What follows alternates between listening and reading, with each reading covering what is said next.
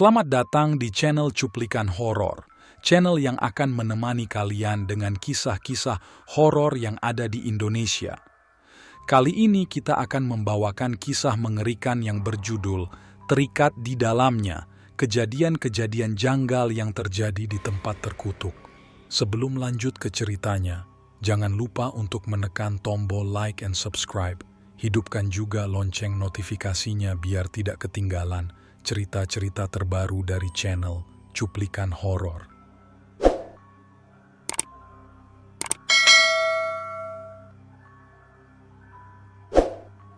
Langsung saja kita menuju ke ceritanya.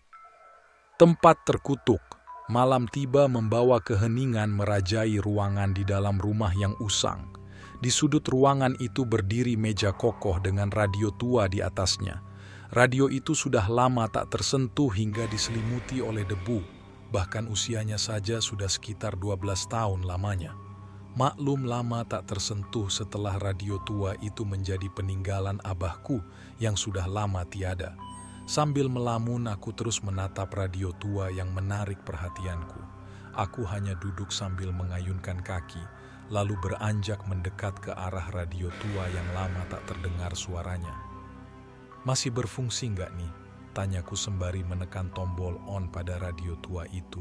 Tanganku kini sibuk memutar tombol mencari frekuensi yang ingin ku dengar. Radio tua itu mulai berbicara. "Hello, what's up guys? Kembali lagi dengan aku Tommy di Jenggalan pada malam Jumat ini," ujar suara dari radio tua itu. Sambil mengelus dada aku terkejut ternyata radio tua itu masih berfungsi dengan baik. Baru ingat ini malam Jumat, gumamku setelah mendengar pembawa acara radio tersebut. Tak kuhiraukan ucapan pembawa acara itu. Kini aku mulai berjalan membawa segelas kopi lalu kembali duduk di teras rumah dengan halaman luas serta pemandangan jalanan kosong malam itu. Sambil telepon Lisa sama Jamet kali ya, biar gak takut-takut amat, ucapku sambil merogoh kantong celana untuk mengambil handphone. Radio tua itu masih berulang tapi tak kuhiraukan sambil menyeruput segelas kopi hangat yang aku genggam.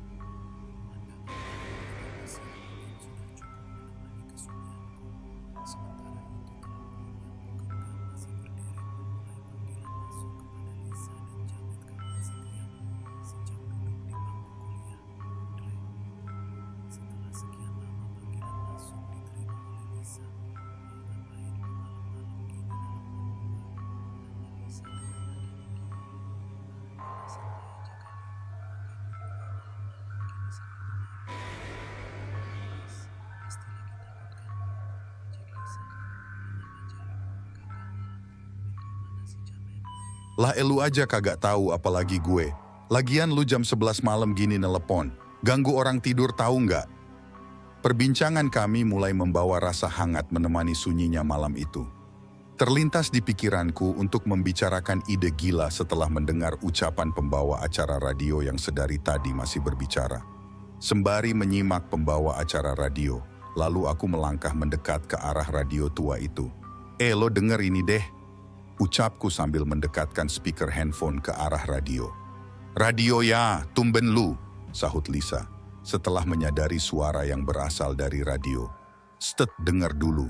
Seketika kami terdiam menyimak dengan saksama pembawa acara radio yang sedang bercerita. Kisah ini terjadi pada tahun 1990-an. Konon katanya arwah dari korban sampai saat ini masih bergentayangan di sekitaran rumahnya. Eits, bagi yang belum tahu, rumah ini tepatnya ada di Bandung ya, ucap pembawa acara radio itu. "Di mana tuh? Kepo gue," tanya Lisa tiba-tiba. "Tunggu, dengerin dulu." Pembawa acara radio itu masih berbicara, membacakan sebuah pertanyaan yang dikirim dari pendengarnya. Oke, ada yang tanya nih, dari XXX Tentacion. Pertanyaannya, "Nama rumahnya apa bang?" Langsung kita jawab nggak ya? Intinya rumah itu ada di sekitar pemukiman yang udah ditinggalkan penduduknya guys. Saran aku sih jangan kepo karena dari kesaksian narasumber kali ini, rumah itu dikenal berbahaya. Aku kira cukup ya cerita malam ini. Sampai ketemu di minggu depan. See you guys. Cerita yang dibawakan oleh pembawa acara radio itu selesai. seketika mengundang segudang rasa penasaranku tentang tempat yang sudah disebutkan. Ide-ide gila seketika bermunculan menggugah hatiku untuk mengunjungi tempat itu. Menarik nggak? Gua kepo deh. Lu kagak mau ke sana, Lis? Ah ngigo lu, kagak dah kali ini. Lu denger kan tadi abangnya ngomong apa? Jangan kepo sama tempatnya. Ah elah, nyatanya narasumbernya aja bisa cerita. Berarti udah pernah ke sana kan? Lu mah penakut, udahlah gas aja besok. Lagi pula lu kan selalu aman sama gue sama Jamet. Aku terus membujuk Lisa untuk mengikuti ide gila yang ada di benakku. Awas kali ini gue kenapa-kenapa, lu ya yang tanggung. Iya, gue janji. Ya udah Lex, omongin aja besok. Kabarin Jamet dulu noh biar kagak miskom. Gue cabut dulu. Bye. Telepon terputus. Perbincangan kami pun usai ditutup dengan kegembiraan tiada tara dalam hatiku. Seketika aku melompat-lompat kegirangan bak mendapat sebuah hadiah besar. Ide gilaku kali ini akan terlaksana. Keesokan harinya juga kami akan berkunjung ke tempat yang sudah direncanakan. Setelah mempersiapkan rencanaku semalaman, dengan rasa yakin segera ku sampaikan kepada Lisa dan Jamet yang sudah duduk di halaman rumahku. Dengan semangat ku tunjukkan kertas berisi coretan tinta hitam yang terlihat seperti cakar ayam. Ini apaan? Peta Mobile Legend? Tanya Jamet dengan wajah sedikit tertawa berniat mengejek tulisanku yang sukar dibaca. Hush dasar, sini gue lihat. Lisa yang ikut tertawa itu langsung menyerobot kertas yang masih berada di tangan Jamet. Setuju nggak kalau malam ini kita ke sana? Gas aja sih gue, tapi Lisa berani kagak. Ah elah ngejek amat lu, biasanya kita uji nyali juga bertiga. Malah gue yang pimpin jalan, lu mah malah ngibrit. Setelah perbincangan kami pagi itu, membuahkan tekad untuk berkunjung ke tempat yang akan dituju. Segeralah kami menyiapkan perbekalan yang harus dibawa. Tak lupa senter dan juga spirit box kami bawa, beserta kamera malam yang selalu sedia dalam ranselku. Perbekalan kami sudah lebih dari cukup untuk seorang yang hobi uji nyali amatir. Tapi kami sudah cukup berpengalaman setelah sering mengunjungi beberapa tempat angker untuk membuktikan keberadaan mereka. Namun, kepergian kami kali ini membawa segudang rasa penasaran sekuat apa penghuni tempat tersebut. Setelah beberapa tempat yang kami kunjungi, tak membuahkan hasil apapun. Hanya sekelibatan bayangan putih dan interaksi tidak jelas yang bisa kami tangkap dari sebuah kamera malam dan juga spirit box. Sore harinya sekitar pukul 18.20, kami segera bergegas mengendarai mobil Jamet yang akan membawa kami menuju Desa Mati yang berada cukup jauh dari rumahku. Setelah beberapa penelusuran dan juga latar belakang cerita yang kudapat, satu-satunya tempat yang dimaksud adalah Desa Mati yang berada jauh di dalam pinggiran gedung-gedung tinggi Bandung. Mobil yang kami kendarai mulai masuk di area ganggang kecil di sekitar pemukiman padat di Bandung. Beberapa tikungan sudah dilewati sesuai dengan arahan dari Google Maps, tapi kami tak kunjung bertemu dengan tempat yang kami tuju. Malah hanya terus memutari belokan yang sama yang sudah kami lewati sebelumnya. Udah mulai malam ini, coba lu turun deh tanya tuh ke Abang Cilok. Ucap Jamet yang mulai kewalahan mencari jalan menuju Desa Mati.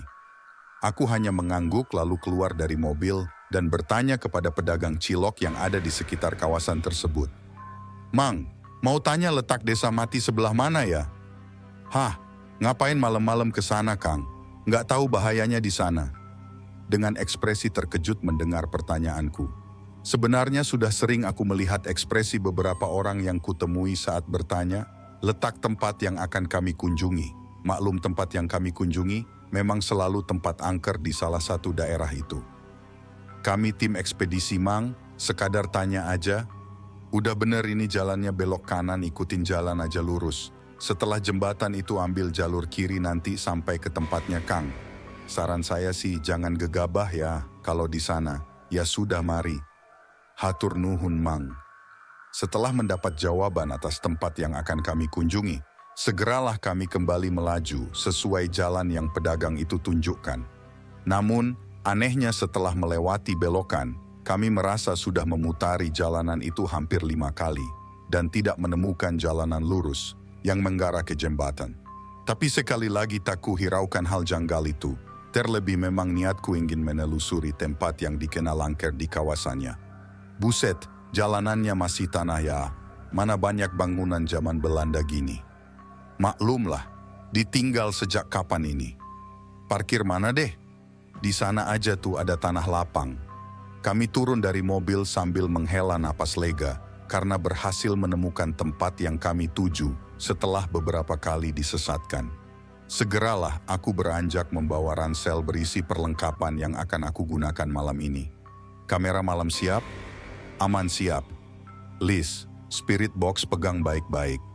Target pertama rumah gede itu ya, konon kejadian tragis dan gak masuk akalnya ada di sana. Aman, jangan lupa baca doa semua biar selamat.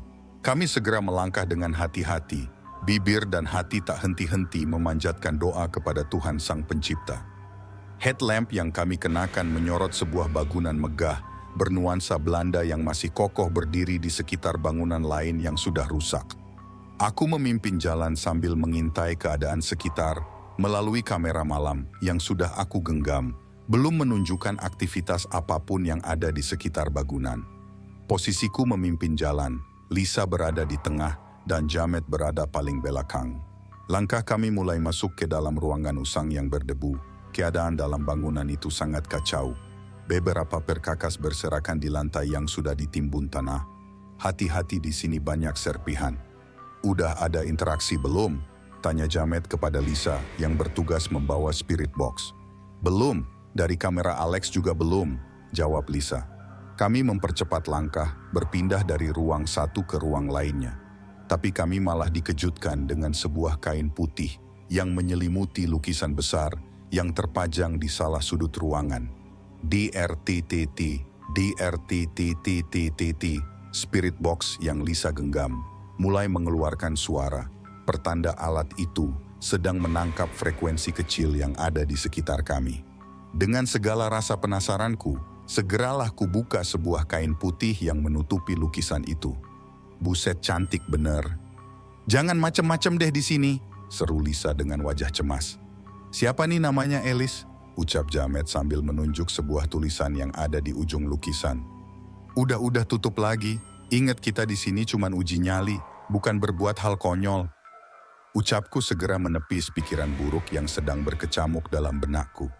Lanjut ruang sebelah bre, belum nemu apa-apa ini. Sayang kita jauh ke sini kagak ketemu setan. Aku dan Lisa sedikit terkejut dengan ucapan Jamet. Tak biasanya dia gegabah dalam ucapannya. Padahal kami sudah sering melakukan ekspedisi ke tempat-tempat angker sebelumnya, tapi Jamet tak pernah gegabah sebelumnya. Udahlah weh, lanjut aja lah. Lu jangan sembarangan di sini, Met. Brak kakak. Apaan tuh? Marahkan penunggunya dasar lu. Der-tetet. Ha-halo. Suara samar tertangkap oleh spirit box, menandakan sosok tak kasat mata sedang berinteraksi dengan kami. Bro, kamera lu.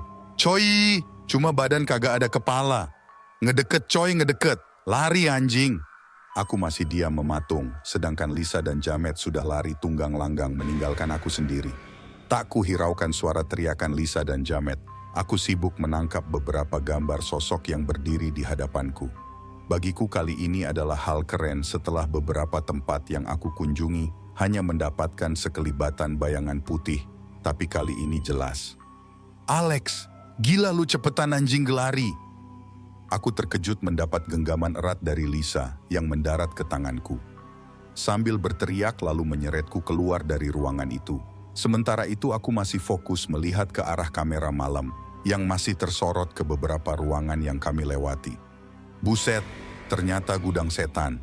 Ucapku sangat terkejut saat melihat beberapa sosok jelas tertangkap kamera malam yang ku genggam. Gerubak kakak. Woi ngapain sih lu masih di dalam? Kagak lihat kita udah lari duluan, pengen dimakan setan lu. Jamet yang terlihat kesal itu hanya memandang heran ke arahku, sambil mencaci maki perbuatanku.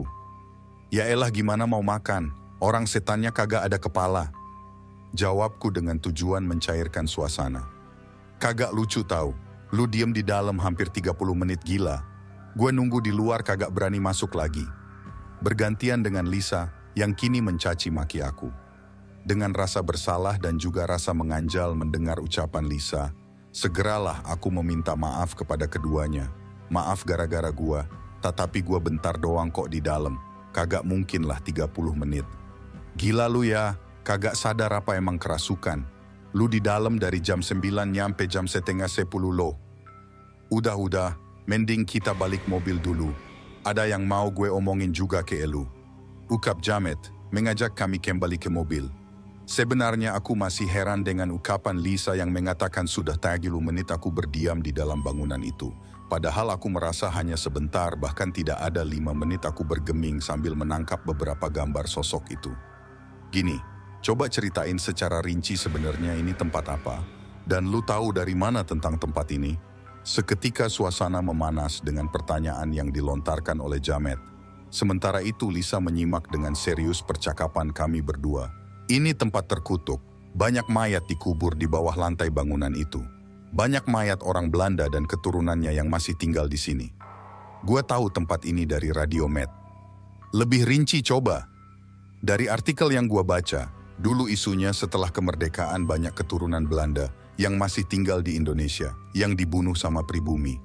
Dan lu tahu, rumah paling gede itu dulunya milik Belanda. Dan ya, semua dibunuh karena khawatir keturunan Belanda itu masih punya niat jahat sama kita. Itu yang bikin tempat ini angker.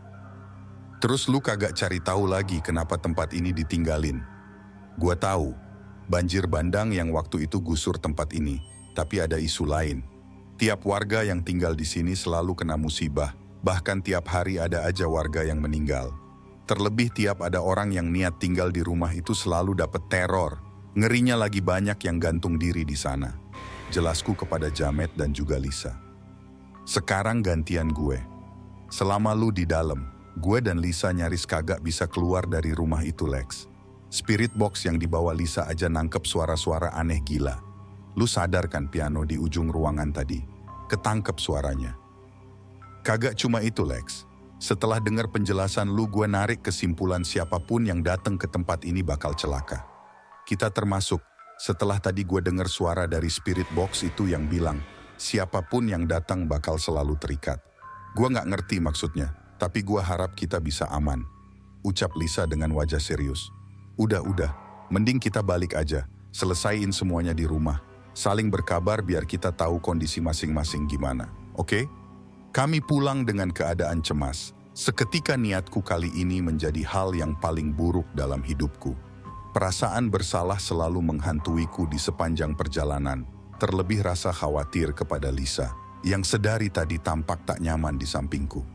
Wajahnya sudah tampak pucat, ku genggam tangannya pun sudah terasa dingin. Dah, lu hati-hati bawa Lisa. Awas aja dia kenapa-kenapa. Aman bre, aman. Dah gua duluan ya. Malam setelah ekspedisi, aku mencoba menghubungi kawanku satu persatu. Tapi hanya kabar dari Jamet saja yang aku tahu. Beberapa malam setelahnya aku tak mendapat kabar dari Lisa. Bahkan sekadar chatting pun kami tidak pernah setelah pulang dari tempat itu. Entah apa yang terjadi dengannya, kurasa dia hanya ingin sendiri untuk sementara waktu. Beberapa panggilan telepon yang masuk dariku tak pernah diangkat oleh Lisa. Sesekali kembali ku coba telepon lagi, tapi handphonenya tidak aktif. Hal itu yang menjadi beban pikiranku beberapa malam ke belakang ini. Perasaan khawatir dan cemas berkecamuk di pikiranku. Ku beranikan diri bertanya kepada Jamet, tapi tak membuahkan hasil apapun. Dia sama sekali tidak tahu menahu tentang keadaan Lisa setelahnya. Tete. Halo, ngapain bre nelepon malam-malam gini? Suara Jamet yang terdengar serak. Aku tahu sebenarnya dia sudah tertidur. Bre, gue minta tolong boleh? Minta tolong apaan Lex? Bilang aja jangan sungkan.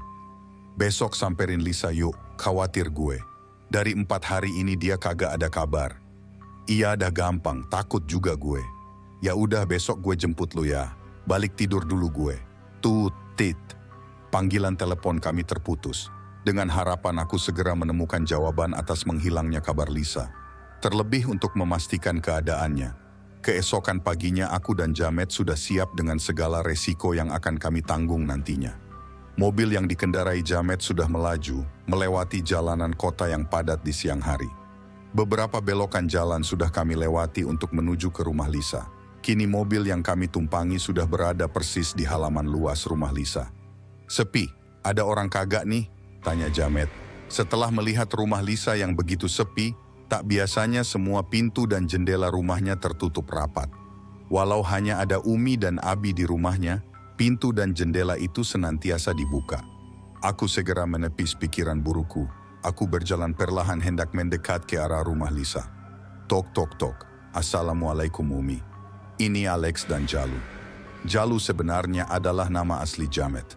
Ketika pintu itu terbuka perlahan memperlihatkan seseorang yang ada di baliknya. Perpawakan wanita berdaster dan berjilbab itu tak lain adalah Umi. Waalaikumsalam nak. Ya Allah apa kabar? Sambil mencium tangan Umi kami menuturkan maksud kedatangan kami ke rumah Lisa. Baik-baik Umi. Oh iya Umi, maaf lancang kedatangan kami kemari untuk menengok Lisa. Lisa? Kenapa kalian baru kemari setelah kepergian Lisa? Kabar dari Umi sontak membuat kami terkejut. Jantungku terasa berhenti sekian detik. Aku tak mengerti apa yang Umi ucapkan tentang kepergian Lisa. Maksudnya apa Umi? Lisa lagi nggak di rumah? Tanyaku memastikan aku tidak salah dengar dengan ucapan Umi. Lisa sudah meninggal 2 hari lalu. Innalillahi. Apa yang terjadi sama Lisa Mi? Tanya Jamet dengan nada tinggi karena terkejut. Umi nggak ngerti. Lisa sakit setelah pergi sama kalian malam Kamis itu. Bibir Umi sedikit bergetar dengan matanya yang sudah berkaca-kaca. Mi, Lisa sakit apa Mi? Maaf Umi nggak bisa beritahu. Jangan bicara tentang Lisa lagi. Lebih baik kalian pulang sekarang. Nggak ada yang perlu dibicarakan lagi. Brak, kakak. Kami bergeming di hadapan pintu yang ditutup dengan kerasnya. Hatiku rasanya remuk tak karuan. Pikiranku tak bisa kukendalikan setelah mendengar kabar kepergian Lisa. Aku tak mengerti kenapa harus Lisa. Bahkan aku tak mengerti apa yang terjadi dengannya setelah ekspedisi kami ke tempat itu. Pulang bre, kita bicarain di mobil aja. Ajak Jamet kepadaku. Aku masih tak bisa membendung rasa bersalahku. Tak terasa air mata mulai menetes membanjiri pipiku. Kenapa Lisa ya? Tanyaku dengan suara gemetar sesenggukan.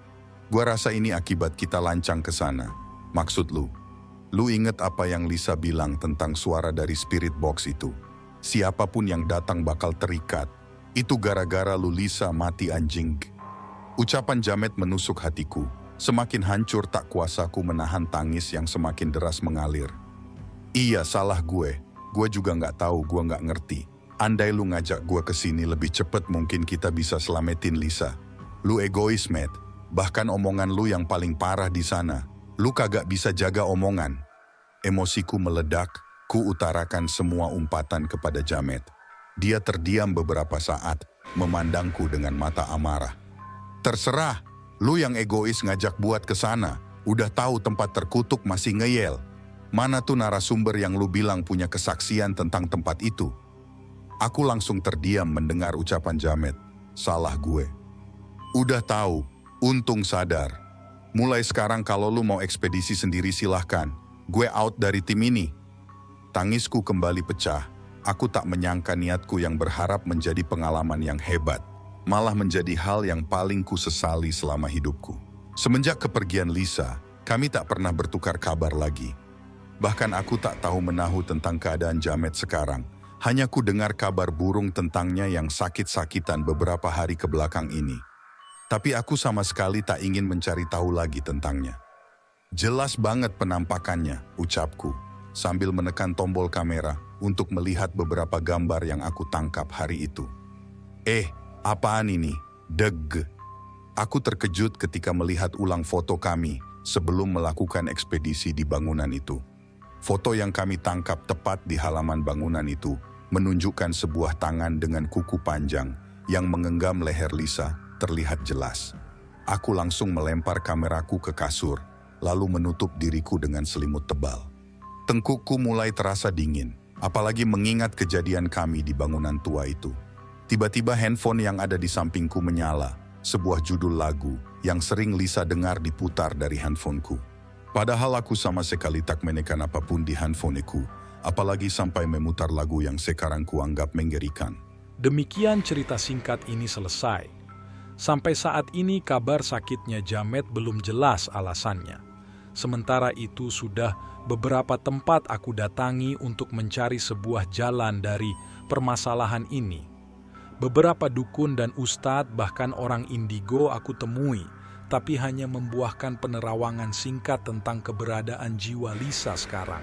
Konon katanya jiwanya masih terikat di dalam sebuah bangunan tua tempat itu. Sampai saat ini aku masih mencari kebenaran tentang kutukan yang ada di sana.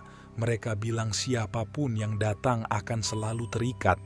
Di antara kami, hanya Lisa yang menjadi korban, selanjutnya Jamet ataukah aku. Entahlah, aku tak tahu.